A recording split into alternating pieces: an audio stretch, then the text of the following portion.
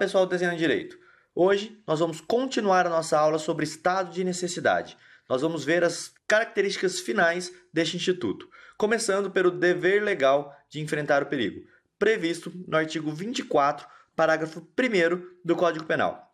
Esse artigo tem a seguinte redação: não pode alegar o estado de necessidade quem tinha o dever legal de enfrentar o perigo. Esse parágrafo primeiro ele é muito simples. Existem certas profissões que, pela própria natureza delas, elas são obrigadas a enfrentar o perigo. São as profissões de bombeiro, policial, salva-vidas e assim por diante. Os próprios profissionais já escolhem estar nessa profissão e sabem de antemão que eles têm que enfrentar o perigo. Um salva-vidas não pode dizer que não vai tentar salvar a vida de alguém que está se afogando, porque ele pode colocar a vida dele em perigo, sendo que a essência da profissão dele é essa. Então, legalmente, ele deve enfrentar o perigo. Essas profissões que se comprometem, que assumem o risco, que querem livrar os cidadãos da situação perigosa que eles se encontram, eles não podem alegar, eles não podem invocar o instituto do estado de necessidade. Eles devem enfrentar o perigo, eles não podem alegar, então, o estado de necessidade. Vamos a um exemplo para ficar bem claro. Um bombeiro está dentro de uma casa apagando um fogo e ele vê uma vítima desse incêndio que precisa de socorro, precisa ser resgatada ali. Ele deve, então, adentrar o quarto, pegar essa pessoa e tentar salvar a vida dela. Ou, num outro exemplo, se tem duas pessoas tentando sair da casa, só que uma delas é o bombeiro que está ali e a outra é um civil, uma pessoa comum, não um policial militar, não um bombeiro, essa pessoa que é civil não pode ser agredida, por exemplo, pelo policial, pelo bombeiro no caso, para que ele consiga salvaguardar a sua vida. O bombeiro não pode invocar o estado de necessidade. Agora, o particular pode, o bombeiro não, porque ele assumiu o risco ali de enfrentar aquela situação de perigo. É lógico, pessoal, que nós temos que ver que dentro desse conceito de dever legal de enfrentar o perigo, tem também o princípio da razoabilidade.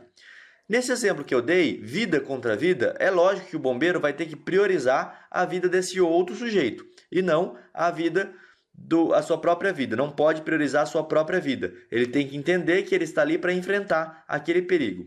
O que eu falo de princípio da razoabilidade é mais ou menos o seguinte: se tem um bombeiro dentro de um incêndio e entre salvar o patrimônio de alguém ou a sua vida, é óbvio que ele pode optar em salvar-se a preservar esse patrimônio de uma outra pessoa. Lógico que dentro de uma razoabilidade. Não é preciso que ele ponha a sua vida em risco maior do que o aceitável para aquela situação. Então ele está tentando apagar o fogo, está lá dentro da casa do cara, só que a casa já está vindo a desabar, não tem mais como. Ele vai então sair dali, não precisa tentar com todas as suas forças até dar a sua vida. Ele apenas pode se retirar do patrimônio, que está tudo certo. Aqui surge uma pequena dúvida. Não pode alegar o estado de necessidade quem tinha o dever legal de enfrentar o perigo. O que é dever legal? Será que esse dever legal é só dessas profissões ou quem assume o risco? Também quem assume esse dever de proteger outra pessoa, de enfrentar o perigo, contratualmente, também está incluído aqui nesse conceito. Nós temos duas posições. A primeira posição, Nelson Hungria entende que não pode estar englobado aqui também aquela pessoa que contratualmente assumiu o risco de enfrentar esse perigo aqui. Um segurança que está em um salva-vidas com seu patrão, porém o bote está furado e só tem um colete. Esse segurança está autorizado a lutar por este colete, às vezes até ocasionando a morte do patrão aqui, para tentar salvaguardar a sua própria vida. Era uma situação de estado de necessidade, não tinha outra forma dos dois se salvarem, era apenas um colete, o outro iria se afogar. Então ele contratualmente não precisa assumir o dever daquele perigo ali. Pode alegar o estado de necessidade. Esse é o posicionamento do Hungria e que também prevalece. Porém, há o entendimento em sentido contrário.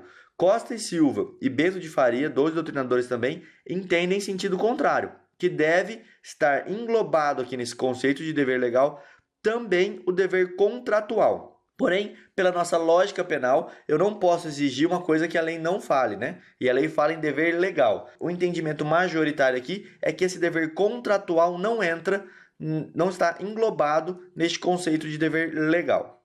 O estado de necessidade ainda pode ter uma classificação. Ele pode ser classificado em estado de necessidade defensivo ou estado de necessidade agressivo.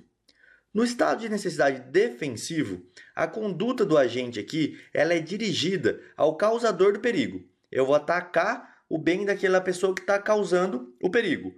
E, ao contrário, no estado de necessidade agressivo, a conduta do agente ela é dirigida a bens de quem não provocou o perigo, então de uma pessoa inocente.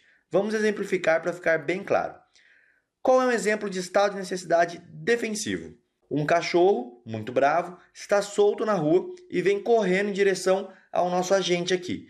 O agente então saca de um revólver ou de uma faca e acaba desferindo golpes contra o animal, ocasionando a morte deste animal. Então ele estava em um estado de necessidade e para isso ele atacou o cachorro aqui. A conduta ela foi dirigida ao causador do perigo. Quem era o dono do cachorro perdeu o cachorro e o cachorro perdeu a vida. A conduta aqui dele é em direção ao agente, a quem causou o perigo. No estado de necessidade agressivo, nós podemos ter o seguinte exemplo. Alguém está dirigindo um carro numa via terrestre e percebe que atrás dele vem um caminhão desgovernado. Este caminhão ele está vindo desgovernado, então ele pode ocasionar um acidente que pode vir a tirar a vida desse sujeito. Ele então, bruscamente, joga seu carro contra outros carros que estão parados ali no acostamento, para evitar que ocorra colisão com seu carro e a sua vida seja colocada em risco. Aqui, o agente, então, dirigiu a sua conduta a bens de pessoa que não provocaram aquele acidente. Era o caminhão desgovernado. Ele não dirigiu a conduta dele contra o caminhão, contra a pessoa que estava dirigindo o caminhão, mas sim contra os carros que estavam parados ali no acostamento. Assim, o estado de necessidade dele aqui foi o agressivo e não o defensivo. A diferença é bem clara. O defensivo, a ação do agente é contra quem causou o perigo. Já no agressivo, a conduta é dirigida a quem não causou perigo. São bens de inocentes. Devemos notar ainda que o estado de necessidade ele exige um elemento subjetivo, qual seja, que o agente precisa saber ou então acreditar que está atuando em estado de necessidade. Esse elemento subjetivo, essa vontade de estar atuando em estado de necessidade, precisa estar presente. Vamos ver isso com um exemplo. Um médico que é casado, ele tenta convencer a amante que ela precisa realizar um aborto daquela criança que ela então estava gerando desse médico, para esconder então o adultério dele ali. Ocorre que essa gestante, quando o médico realiza e convence ela a realizar esse aborto, ele mesmo, como médico ginecologista, faz o aborto nessa gestante. Porém, essa gestante, ela corria um grande risco de vida, porque aquela gravidez era de risco. E esse médico não sabia dessa condição, porém, realizando o aborto, salvou a vida da gestante. A pergunta é, neste caso, ele estaria atuando em estado de necessidade? Ou seja, estaria ele atuando de acordo com a norma do artigo 128, inciso 1 do Código Penal, que diz que não se pune o aborto praticado por médico se não há outro meio de salvar a vida da gestante? A resposta aqui ela só pode ser negativa, porque o médico ele atuou querendo realizar um aborto na sua amante e não querendo realizar um ato para salvar a vida dela, não atuando em estado de necessidade de terceiro. Mas vamos mudar um pouquinho só o exemplo. O médico agora, ele está no hospital quando então chega a gestante com a gravidez de alto risco. Ou ela ou o bebê vão sobreviver. Esse médico então realiza o aborto na gestante para salvar a vida dela, em estado de necessidade de terceiros. Porém, essa gestante era amante do médico e ele inicialmente queria que ela abortasse dessa criança. Mesmo que a intenção do médico fosse exatamente igual à do primeiro caso, neste segundo caso, ele atua desde o início em estado de necessidade de terceiro. Mesmo que antes a intenção, a vontade dele fosse que ela abortasse. Ele ainda estava tentando convencer ela do aborto. Porém, uma outra situação surge e ela precisa que o médico faça essa intervenção para que ela continue viva. Aqui sim, o médico responderá pelo estado de necessidade. Na verdade, ele estará encoberto por essa excludente, por esse estado de necessidade. Se nós não precisássemos do elemento subjetivo, o que aconteceria é que nos dois casos o médico poderia ser abrangido pelo estado de necessidade. Mas, na nossa atual legislação, somente no segundo caso é que o médico poderá se valer do artigo 128, inciso 1 do Código Penal. Agora, nós vamos ver uma outra problemática, dentro ainda do estado de necessidade, que é a aberratio criminis, ou seja, o erro e o estado de necessidade. Vamos voltar àquele exemplo do cachorro, do estado de necessidade defensivo. Um cachorro, então, vem correndo em direção ao agente, que saca de uma arma e desfere um tiro nesse cachorro, que iria atacá-lo. Bom, claramente ele está em um estado de necessidade. Ele ia ser atacado por esse cachorro. Porém, quando ele efetua o disparo, a bala ricocheteia, ou seja, ela bate no chão e acaba por acertar um transeunte, uma pessoa que estava passando ali nas proximidades. A pergunta é: ele terá que responder por essa lesão que ele causou nessa pessoa? Por essa bala que bateu no chão e voltou contra essa pessoa? A resposta só pode ser negativa, conforme o artigo 74 do Código Penal, que prevê o resultado diverso do pretendido. A gente ainda vai estudar ele com mais profundidade. A lesão sofrida por aquele que passava ali pelo local, ela não pode ser atribuída a esse agente, que se encontra amparado pela causa de justificação do estado de necessidade. O estado de necessidade aqui foi ali contra o cachorro, porém esse resultado que ele acertou, ele não teve culpa nenhuma. É um resultado diverso daquele que ele pretendia, e ele não responderá então pela lesão. É assim que funciona a aberratio criminis dentro do estado de necessidade. Diferente é a situação do estado de necessidade putativo, que é nosso próximo tema. A putatividade, como nós já vimos em outras aulas, é quando a gente atua imaginando uma situação que de fato não está acontecendo. O exemplo bem claro: dentro de um cinema alguém grita "fogo!". Então o agente sai correndo desse cinema para tentar se salvar desse fogo, desse incêndio, e acaba lesionando outras pessoas que também estavam tentando sair ali deste cinema.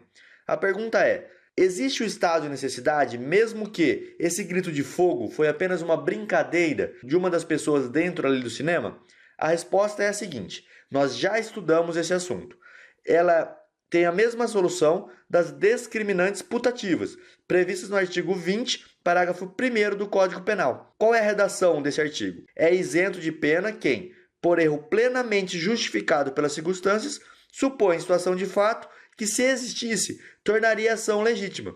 Não há isenção de pena quando o erro deriva de culpa e o fato é punível como crime culposo. Aqui nós devemos analisar aquela velha máxima: será que esse erro dele é desculpável ou indesculpável? Se for um erro desculpável, invencível ou excusável, ele não responderá por nada. No exemplo, parece bastante óbvio que, se todo mundo assustou, ele ali atuou com um erro que seria desculpável, na verdade, né?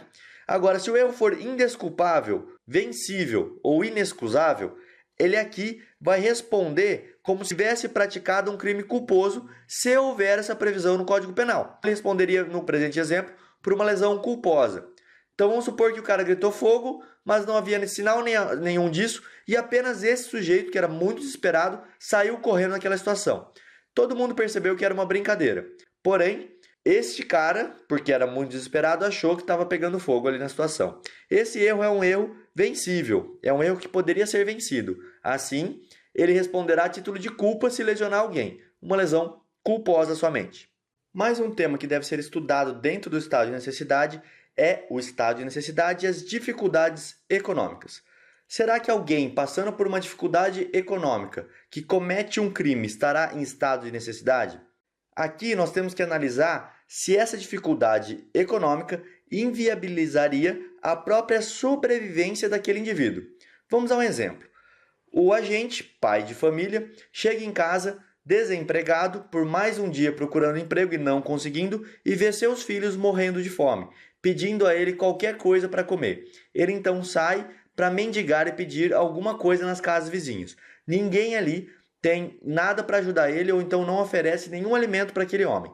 Ele então vai até um supermercado próximo, pega um saco de feijão ou de arroz, põe embaixo do braço e realiza um furto. Sai daquele supermercado com essa comida. Aqui nós temos dois bens protegidos. De um lado, o patrimônio do supermercado e de outro, a vida dos filhos do agente e do próprio agente. Todos esses bens são protegidos pelo Estado. Porém, o agente que pega este alimento para comer, o chamado furto famélico, ele estará agindo sim em estado de necessidade, pois que, para salvaguardar a sua vida, retirou o patrimônio de uma outra pessoa. Aqui se configuraria o estado de necessidade no caso do furto, chamado de furto famélico. Porém, nós temos que notar que a dificuldade econômica deve inviabilizar a própria sobrevivência daquele indivíduo. Não pode ser, então, qualquer dificuldade econômica. Tem que ser a um ponto de não conseguir de nenhuma forma alimento. O último tema do estado de necessidade é sobre os efeitos civis desse dano causado. A pergunta aqui é simples. Será que alguém responde por esses danos causados? Vamos voltar no exemplo lá do caminhão. Será que eu que joguei meu carro em cima dos que estavam parados tenho que responder pelos danos que causei? Bom, o primeiro artigo que nós devemos ver é o artigo 188 do Código Civil, que tem a seguinte redação: não constituem atos ilícitos. Inciso 2º, a deterioração ou destruição da coisa alheia ou a lesão à pessoa a fim de remover perigo iminente. Então fica claro que o Código Civil, no artigo 188, inciso 2º, não considera ato ilícito a conduta daquele que atua em estado de necessidade. Então, primeiro ponto, é um ato lícito. Mas nós temos ainda o artigo 929 do Código Civil, que fala o seguinte: se a pessoa lesada ou o dono da coisa, no caso do inciso 2 do artigo 188, não forem os culpados do perigo, assistir-lhe-á direito à indenização do prejuízo que sofreram. Ou seja, se eu ataquei o bem num estado de necessidade defensivo, ataquei o bem de um inocente, aquela pessoa, esse inocente, pode cobrar os danos que eu causei, pode cobrar de mim o dano que causei contra elas. É o direito de indenização, previsto no artigo 929 do Código Civil. Ou seja, eu ainda assim tenho que pagar aqueles carros que bati.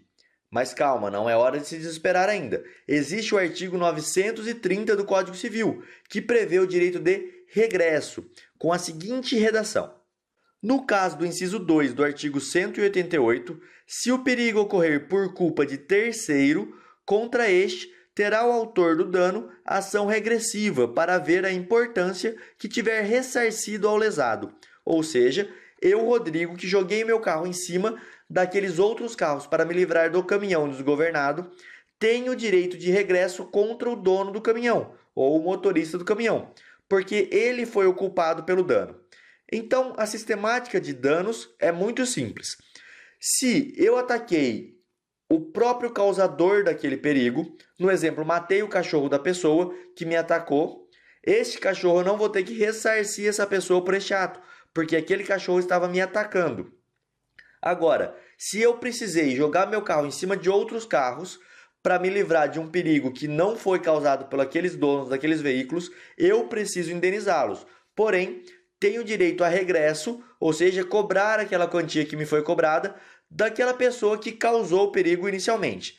Então, o panorama do estado de necessidade fica exatamente desta forma, encerrando a nossa segunda aula. Vamos lembrar aqui de olhar também as nossas outras aulas do Desenho Direito, que vão estar aqui embaixo para vocês poderem acessá-las. Nós temos também o livro Direito Compacto, onde tem todas essas informações do Desenho Direito de maneira compactada, de maneira bem fácil para vocês estudarem para uma prova ou então estudarem para um concurso público. Tá tudo bem compactadinho para vocês, numa excelente obra que todo mundo que está comprando está adorando. Nós temos também aqui os nossos canais parceiros, o Penal é Legal, o Direito em 60 Segundos e o Penal em Foco. É muita matéria de penal para vocês e também de civil. Aqui nesses canais, coisa boa de alta qualidade, que eu recomendo que vocês deem uma olhada. Muito obrigado, pessoal, e até o próximo tema, que vai ser a legítima defesa.